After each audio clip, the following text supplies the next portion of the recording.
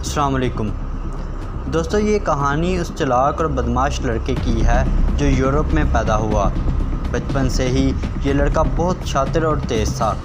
ये वही लड़का था कि जो जंग-ए-अज़ीम अव्वल वर्ल्ड वार 1 में मरते मरते बचा, लेकिन इस लड़के का मौत से बच जाना तकरीबन 5 करोड़ अफराद की मौत का सबब बन गया। ये वही लड़का था जो जंग-ए-अज़ीम अव्वल में शामिल रहा और फिर जंग-ए-अज़ीम 2 का सबब खुद ही बना। ये वही लड़का था जो खुद यहूदी होने के बावजूद लाखों यहूदियों की मौत का सबब बना।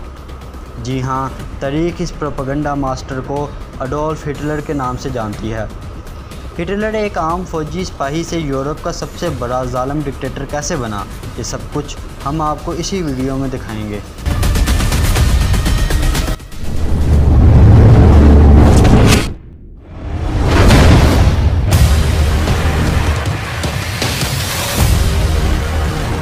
दोस्तों, हिटलर 20 अप्रैल 1899 को ऑस्ट्रिया में पैदा हुआ।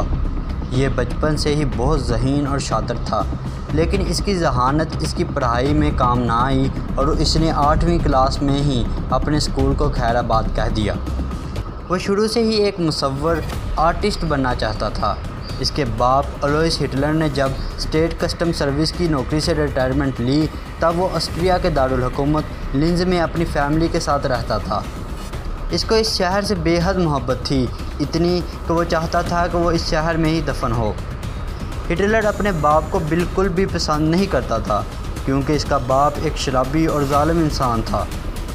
इसका बाप लुइस हिटलर 1903 में इंतकाल कर गया और इसके चंद साल बाद 1907 में इसकी मां भी इंतकाल कर गई। अब हिटलर अकेला रहने लगा था। वो कई दिन तक अपने आप को एक कमरे में बंद रखता। 1913 में हिटलर म्यूनिच शहर चला गया।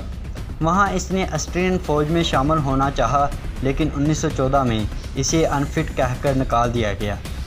जब जंग-ए-अज़ीम अव्वल का आगाज़ हुआ तो इसने एक बार फिर फ़ौज में शमूलियत की कोशिश की और इस बार वो कामयाब भी रहा, क्योंकि फ़ौज को नए सिपाहियों की सख्त ज़रूरत थी। लिहाजा इसे 8 हफ्तों की सख्त ट्रेनिंग के बाद बेल्जियम भेज दिया, जहाँ इसने आइप्रस की जंग में बड़ा किरदार अदा किया। वो इस जंग में शदीद ज़ख्मी हुआ। इससे इसकी बहादुरी की वजह से आयरन क्रॉस से नवाजा गया। पहली जंग-ए-अज़ीम में तो ये मरते मरते बचा, जब बरतानिया के कुछ सिपाहियों ने इसे नहत्ता देखकर गिरफ़्तार कर लिया।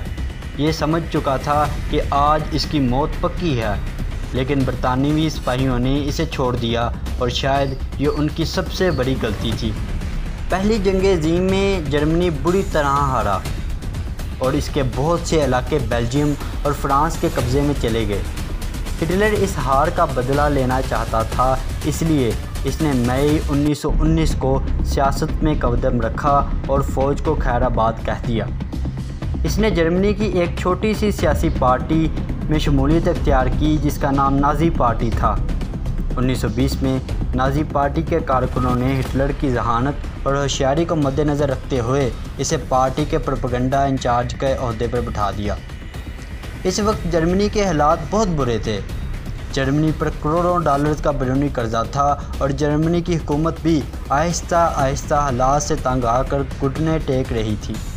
अब चूँकि नाज़ी पार्टी जंग के बाद जर्मनी पर लगाई गई बैरूनी पाबंदियों के ख़िलाफ़ थी, इसलिए ये पार्टी आवाम की हर दिल अजीज़ बन चुकी थी। और फिर 1921 में नाज़ी पार्टी ने हिटलर को पार्टी का सरबराह बना डाला। अब हिटलर ने पूरे जर्मनी से बेबस और मजबूर लोगों को बड़े पैमाने पर नाज़ी पार्टी में शामिल करना शुरू कर दिया। 1921 में पार्टी का सरबराह बनने के बाद हिटलर ने खुद ही पार्टी का निशान मुंतखब किया। इस निशान को संस्कृत में स्वास्तिका कहा जाता है। हिंदू और बुद्ध मत इसे रूहानियत और फलाह की अलामत समझते हैं।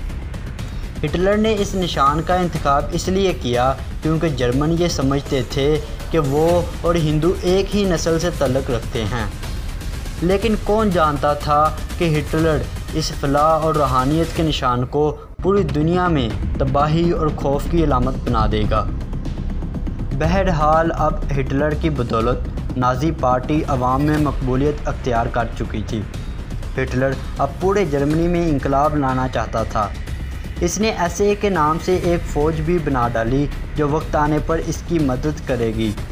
इस छोटी सी फ़ौज के हर कारकुन से हलफ लिया जाता कि वो हिटलर के नाम पर जान देने को भी तैयार रहे। वहाँ 1922 में मुसोलिनी इटली में इनकलाब लाने में कामयाब हो गया, जिससे हिटलर के हौसले और बुलंद हुए और वो समझने लगा कि वो मुसोलिनी की तरह जर्मनी में गोली के ज़ोर पर इनकलाब ले आएगा, लेकिन कुदरत को कुछ और ही मंजूर था। हिटलर की बगावत को बर्लिन हुकूमत ने कैसे कुचला, कैसे हिटलर ने यहूदियों को इबरत का निशान बनाया, हिटलर ने दूसरी जंग अज़ीम कैसे छेड़ी, ये सब कुछ आपको बताएंगे, लेकिन बायोग्राफी ऑफ हिटलर पार्ट 2 में। हमारे चैनल पैट्रियोटिक डिफेंस को सब्सक्राइब ज़रूर करें। अल्लाह आपका हामी और नासिर हो।